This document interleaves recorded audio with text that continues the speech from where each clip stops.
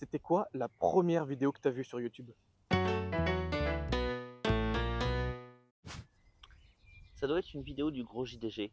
Probablement Dark Castle. Oh, la bonne époque. Ouais, c'est vrai que c'était sympa. Après, il n'y avait pas une vidéo en plus de 360p. Ouais.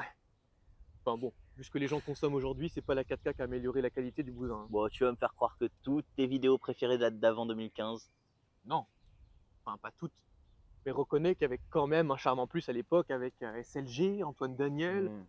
Fanta, La Ferme Jérôme. Aujourd'hui, on se tape Maclito et Carlfly qui nous pondent 10 vlogs à la con par semaine. Ils font pas de vlog en fait. Oh, d'accord, mais c'est pire, ils ont des concepts écrits par des gamins de 8 ans, là, avec des titres à rallonge du genre on classe les odeurs de prout du YouTube Game, 4ème partie, Natou chamboule nos vies. Bientôt, on teste 150 armes à feu sur des opposants russes avec Vladimir Poutine. McFly est très fort, mais Vlad carry le format. Faut le surveiller, le gamin de 8 ans qui propose ce genre d'idée. Ouais. Bon, ok, c'est du contenu facile à regarder. Mais tu m'ôteras pas de la tête que sans la monétisation, YouTube serait toujours hyper limité. Aujourd'hui, tu trouves de tout sur la plateforme. Certes, ça a permis de diversifier un peu l'offre de contenu. Cependant, Ah, j'ai la ref. ça a aussi apporté de grosses complications. Oui, payer les gens pour leur travail, c'est une grosse complication. Ah, précisément, ça n'était pas leur travail.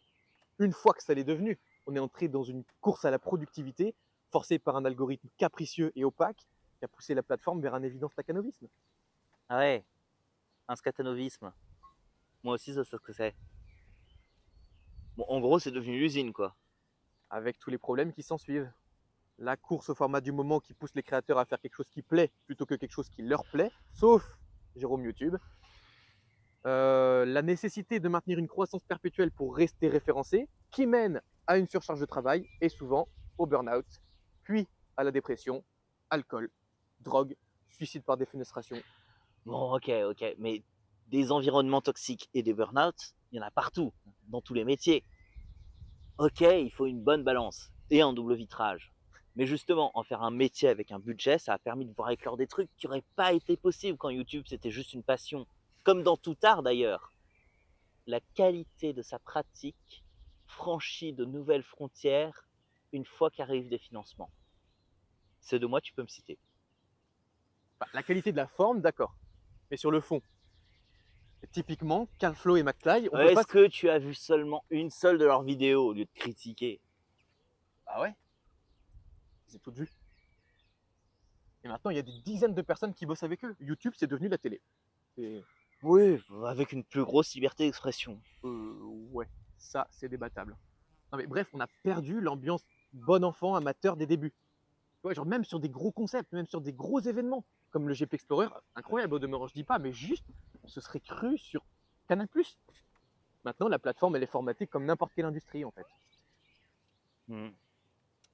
Sac à vomisme. Toujours pas. Mais du coup, aujourd'hui, tu crois que c'est encore possible, faisable ou même intéressant de créer du contenu sur la plateforme?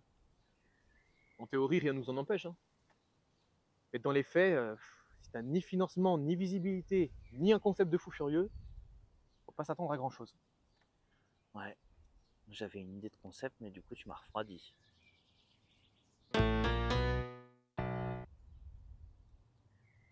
Tiens, McFly et Carlito ont sorti une nouvelle vidéo. Avec Vladimir Poutine? Non, un podcast avec Jordan Bardella. Mais non. Ils auraient pas osé, pas après le scandale. Oh putain, vas-y, mets le son. Si, oui, tout à fait.